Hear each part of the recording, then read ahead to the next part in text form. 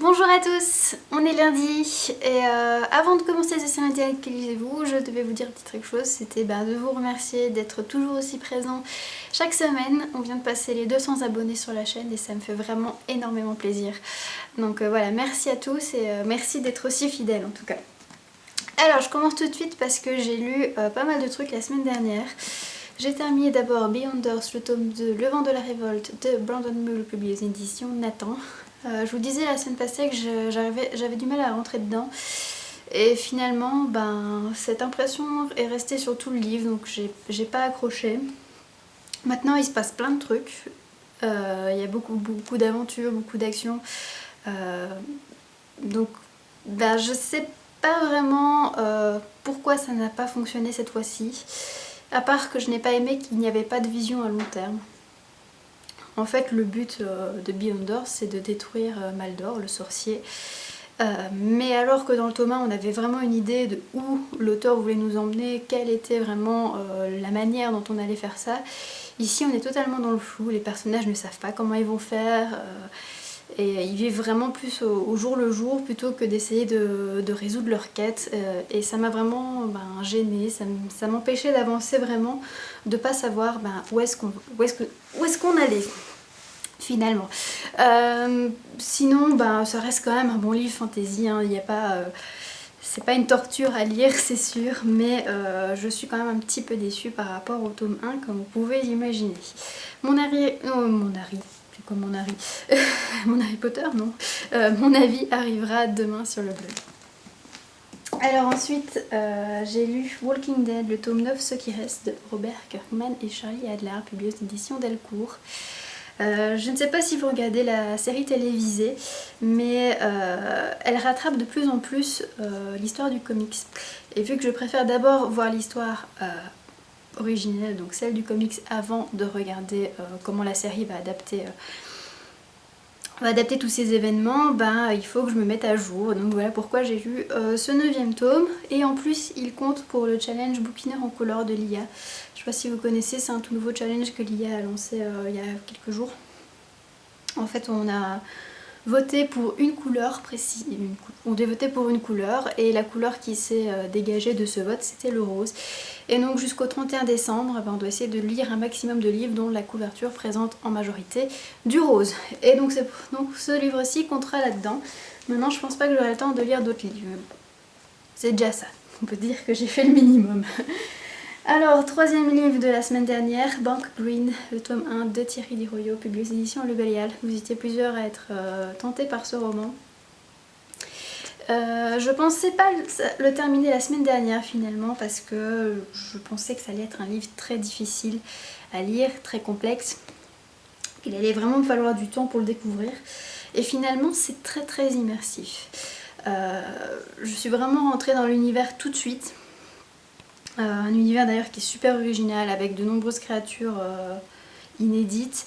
Ce que j'ai trouvé aussi intéressant, c'est qu'on ne suit pas uniquement le point de vue des humains, on va dire. Il y a plusieurs nations, plusieurs espèces, plusieurs créatures, et on suit un petit peu les avis de chacun pour découvrir un petit peu quel est le monde, comment on vit sur le monde qui s'appelle Bank Green. Donc ça, c'était pas mal du tout. Maintenant, le personnage principal, je dirais que c'est la mort dans ce livre aussi. La mort est partout.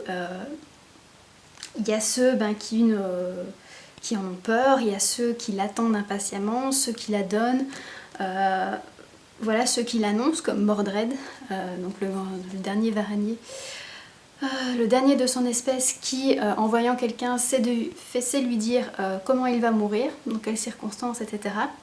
Et à chaque fois il lui demande est-ce que tu veux connaître ta mort ou pas. Et donc moi ça m'a vraiment permis de me positionner par rapport à ce sujet de la mort.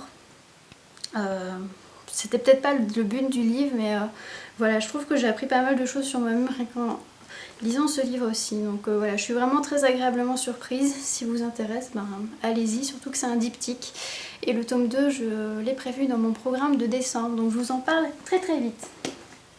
Alors, dernier livre de la semaine dernière, je sais pas si vous savez, mais j'ai lu, va publier en décembre l'intégrale de La Vampire de Christopher Pike, qui est donc une série Beat-Lit d'avant-garde, vu qu'elle a été publiée en 94, qui compte 6 tomes.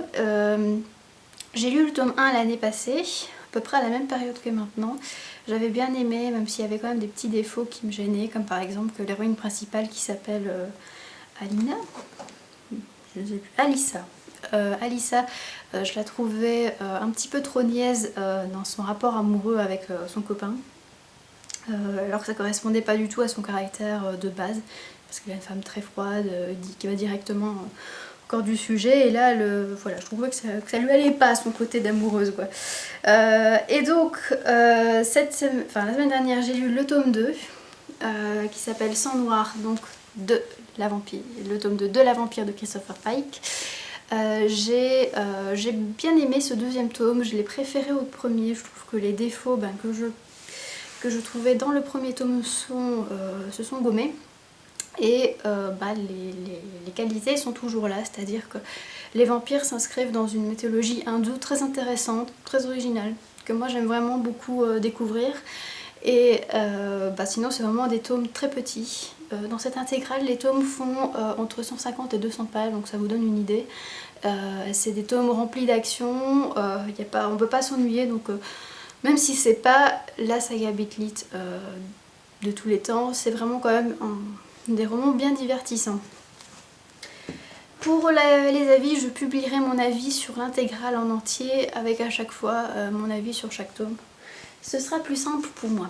Alors en ce moment je lis sur l'e-book, je vais vous montrer la couverture. Il s'agit de Orianor, le tome de Esclave de Sora, publié de Jean Avril, qui est donc un livre auto-édité, un livre de fantasy. Je vous ai parlé de l'épisode 1 il y a 6-7 mois je pense. Je trouvais que c'était de la fantasy assez classique finalement, mais bon, agréable à lire tout de même.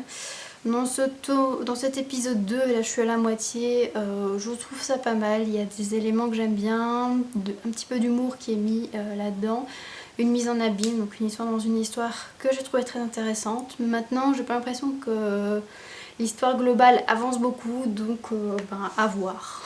À voir pour la deuxième moitié. Et donc ma prochaine lecture, eh bien je vais en fait lire le 3e tome de La Vampire de Christopher Pike. En fait je vais alterner à chaque fois un tome et un autre livre pour éviter de me lasser. Donc il y a 6 tomes en tout, ça vous dit un petit peu combien de temps je vais rester dessus. Et donc le 3e tome il s'appelle Tapis Rouge. Voilà pour la semaine. J'espère que vous avez eu de très bonnes lectures la semaine dernière et que vous en aurez encore cette semaine. Moi je vous souhaite une bonne semaine et je vous dis à la semaine prochaine. Ciao!